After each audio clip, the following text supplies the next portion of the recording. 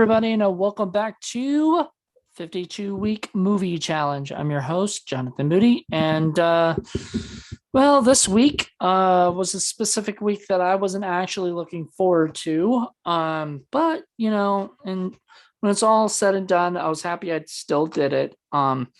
It was week number 8, set during an historical war. If you know me at all, I am not a big war guy. There are two genres that I just sort of don't care about, and I think they're both on this list.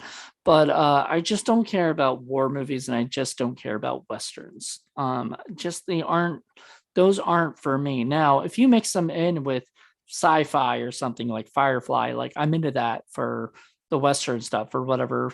You have a war, and you mix it with sci-fi, like the silly Tom Cruise movie that happened. Like, I'm okay with that. But when you do it like a normal war movie, a normal, all that, I could care less. So anyway, moving on. I've decided to do Dunkirk. Dunkirk, I've got the 4K, but my 4K TV isn't working. So for the time being, I'm still not going to be able to watch my 4K movies.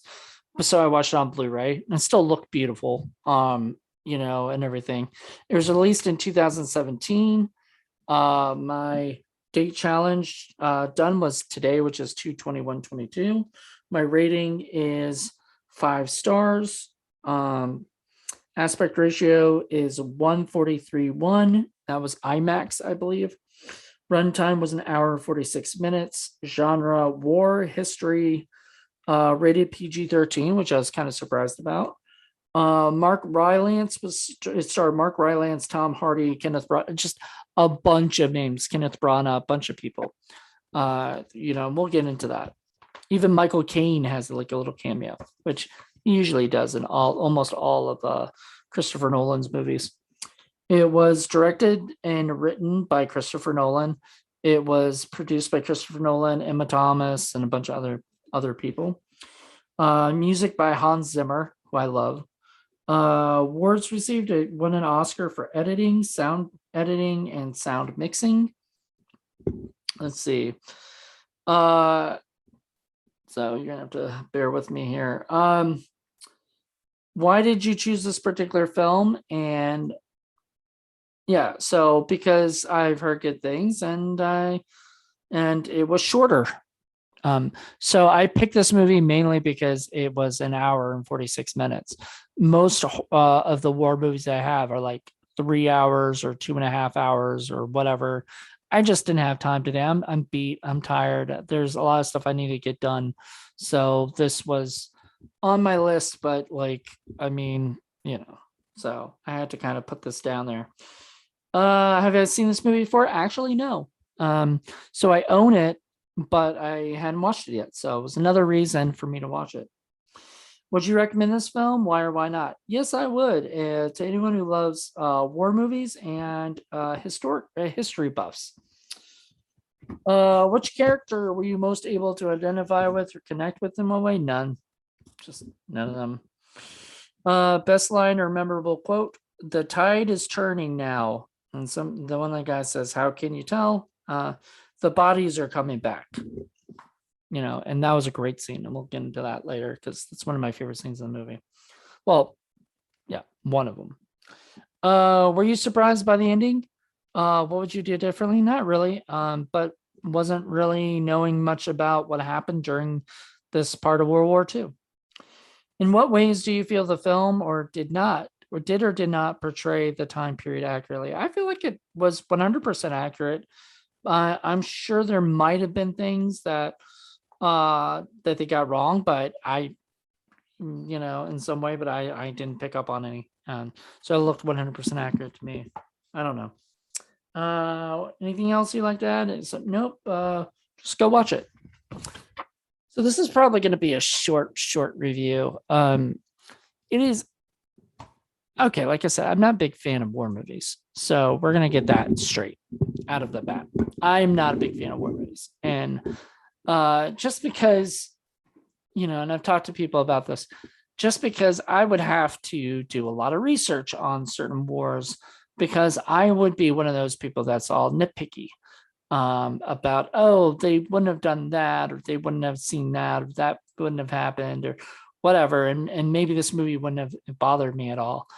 But when I'm one of those people that if I'm like into something, I'm into it. And so, and if I'm gonna watch it, I'm gonna be into it. Like horror, I'm very much into horror. I love researching it and looking up stuff on it, and getting into comedies. I'm really into that, finding out who acted, who directed, who's whatever, all that stuff. War movies just and westerns just don't do it for me. I don't know. It's maybe a period thing too. I'm not really a period piece kind of guy. There's very few periods that I like in time. World War II was never something I was interested in. So no, it was sort of a thing. Like, I mean, I understand people interested in it. It's just not me. Not for me. So with that being said, I really enjoyed Dunkirk. I thought it was a lot of fun. I thought, well, not fun. Like it was pretty brutal. There's some really brutal stuff, but it was really well like directed, really well shot. There were some great scenes, like the scene with the two soldiers running, carrying the dead body, and they have to get to the ship because they're already late. They have to try to get it there in time. They're crossing over the beam and stuff like that. That just it seemed like it was real. Like it felt good. It felt real, and I dug that. Um, the stuff I like the stuff on the boat, and I liked what I read about it was that it was on it was on land, sea, and air. Like it showed all three aspects, and it did it so well. Where you saw the boats, and you saw I thought it was all going to be on the boats because I think the cover of it was on a boat. So I thought that was like the main storyline, and I thought it was going to be mainly there. But no, we saw a lot of stuff. I mean, it was very well done. The only thing I didn't dig about it was just there were so many characters and so much to know that I was after a while I didn't know I couldn't tell one person from another person. And the only person I know, like I could tell George, and stuff, and that boat I can tell who they were. But I for the longest time I did not know that was Cillian Murphy as the shivering ship guy or whatever his name was. And I just honestly, this movie wasn't a technical movie for me. Now, however, I still give it 5 stars because I think it was really well directed and well done. Christopher Nolan seemed very passionate about this movie, and the music was amazing. The music was probably my favorite thing in the movie too. Is like I got into it with the music. It entranced me. And Hans Zimmer just he always since the I think he was the one who did the music for True Romance. He's just such a great freaking composer that I loved it. And the way it was shot and the way everything, the same cinematographer does all of Christopher Nolan's movies pretty much, and does such a great job. I mean, it just blew me away. So I loved it.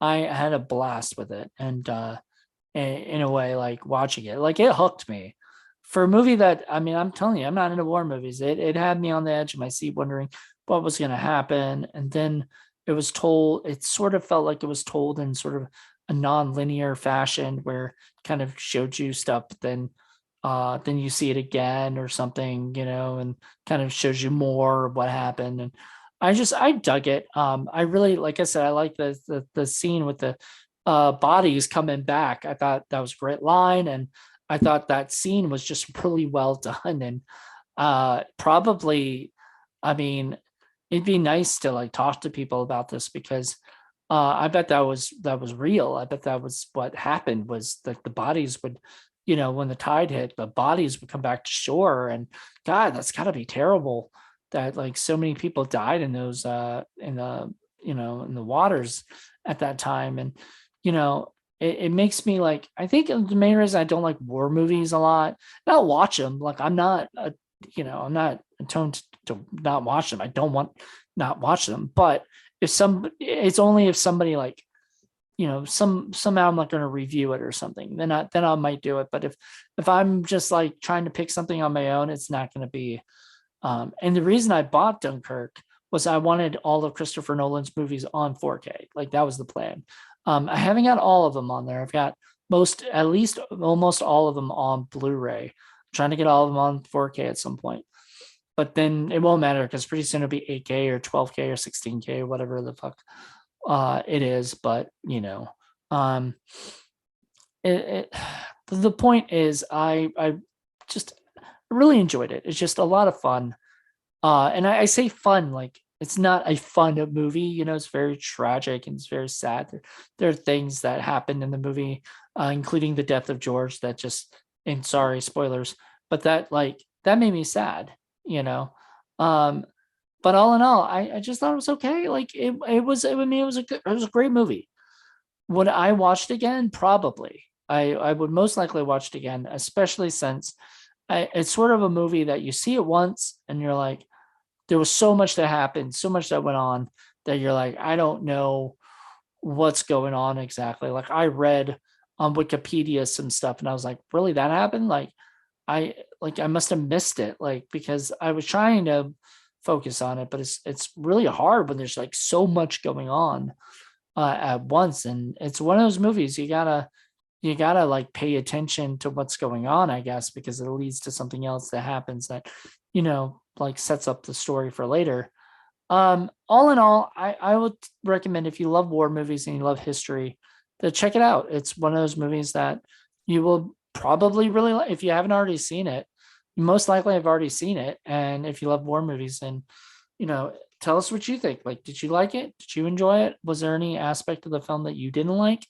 All the stuff that I read, I mean, say your thoughts on that. So I would love to hear that stuff.